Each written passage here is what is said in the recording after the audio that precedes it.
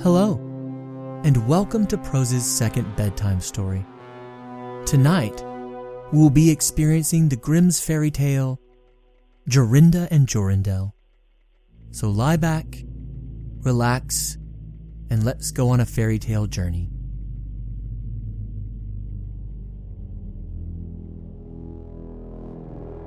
Jorinda and Jorindel. There was once an old castle that stood in the middle of a deep, gloomy wood, and in the castle lived an old fairy. Now, this old fairy could take any shape she pleased. All the day long she flew about in the form of an owl, or crept about the country like a cat. But at night, she always became an old woman again. When any young man came within 100 paces of her castle, he became quite fixed, and could not move a step till she came and set him free, which she would not do till he had given her his word never to come there again. But when any pretty maiden came within that space, she was changed into a bird, and the fairy put her into a cage and hung her up in a chamber in the castle. There were 700 of these cages hanging in the castle, and all with very beautiful birds in them.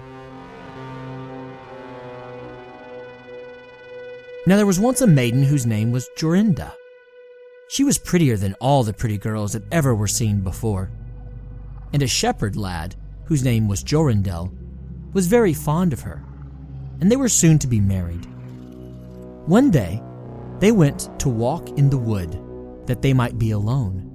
And Jorindel said, "We must take care that we don't go too near the fairy's castle." It was a beautiful evening. The last rays of the setting sun shone bright through the long stems of the trees upon the green underwood beneath, and the turtle doves sang from the tall birches. Jorinda sat down to gaze upon the sun. Jorindel sat by her side, and both felt sad. They knew not why. But it seemed as if they were to be parted from one another forever. They had wandered a long way, and when they looked back to see which way they should go home, they found themselves at a loss to know what path to take.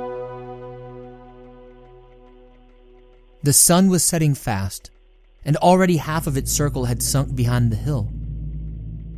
Jorindel on a sudden looked behind him and saw through the bushes that they had, without knowing it, sat down close under the old walls of the castle. Then he shrank for fear, turned pale, and trembled. Jorinda was just singing, "The ringdove sang from the willow spray, well-a-day, well-a-day. He mourned for the fate of his darling mate, well-a-day," when her song stopped suddenly. Jorindel turned to see the reason, and beheld his Jorinda changed into a nightingale, so that her song ended with a mournful jug-jug. An owl with fiery eyes flew 3 times around them, and 3 times screamed, "Too-hoo, too-hoo, too-hoo!" Jorindel could not move. He stood fixed as a stone, and could neither weep nor speak, nor stir hand or foot.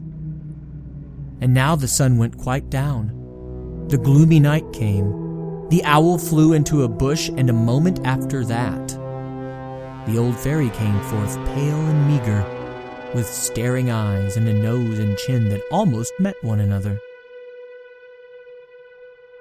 She mumbled something to herself, seized the nightingale, and went away with it in her hand.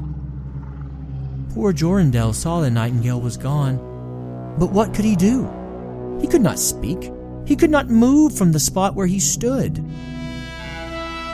At last, the fairy came back and sang with a hoarse voice, "Till the prisoner is fast, and her doom is cast, there stay, oh stay, when the charm is around her, and the spell has bound her, hie away, away." On a sudden, Jorindel found himself free. Then he fell on his knees before the fairy, and prayed her to give him back his dear Jorinda. But the fairy laughed at him, and said he could never see her again. Then the fairy went her own way. Jorindel prayed, he wept, he sorrowed, but all in vain. "Alas," he said, "what will become of me?" He could not go back to his own home, so he went to a strange village and employed himself in keeping sheep. Many a time did he walk round and round as near to the hated castle as he dared go, but all in vain. He heard or saw nothing of Jorinda.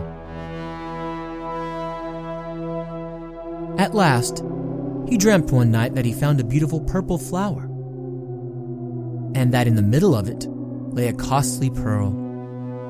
And he dreamt that he plucked the flower and went with it in his hand into the castle, and that everything he touched with it was disenchanted, and that there he found his Jorinda again. In the morning, when he awoke, he began to search over hill and dale for this pretty flower. And 8 long days he sought for it in vain. But on the 9th day, early in the morning, he found the beautiful purple flower, and in the middle of it was a large dewdrop as big as a costly pearl. Then he plucked the flower and set out and traveled day and night till he came again to the castle.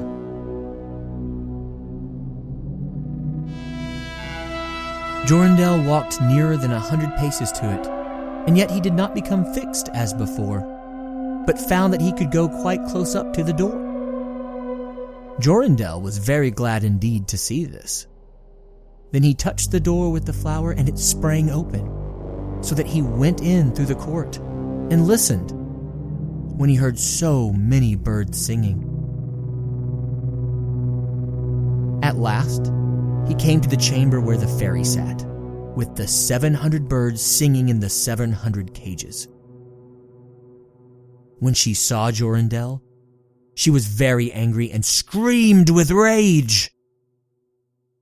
But she could not come within 2 yards of him, for the flower he held in his hand was his safeguard.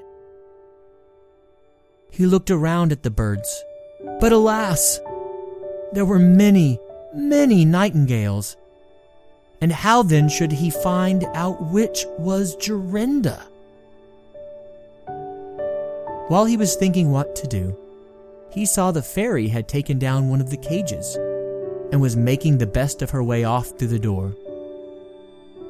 He flew after her, touched the cage with the flower, and Jorinda stood before him and threw her arms around his neck, looking as beautiful as ever, as beautiful as when they had walked together in the wood. Then Jorindel touched all the other birds with the flower, so that they all took their old forms again. And he took Jorinda home, where they were married and lived happily together many years. And so did a good many other lads, whose maidens had been forced to sing in the old fairies' cages by themselves, much longer than they had liked. Everyone had a happy life.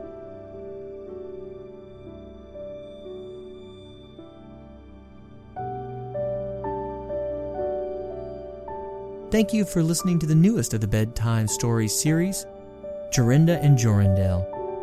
This one was also by the Grimm brothers. All sounds you are hearing come from YouTube's free audio library, freesound.org, or are my own creation. Everything that is not my own is being used under a CC 01.0 Universal Public Domain Dedication License. I hope you enjoyed this newest bedtime story. Sleep well and sweet dreams to you all.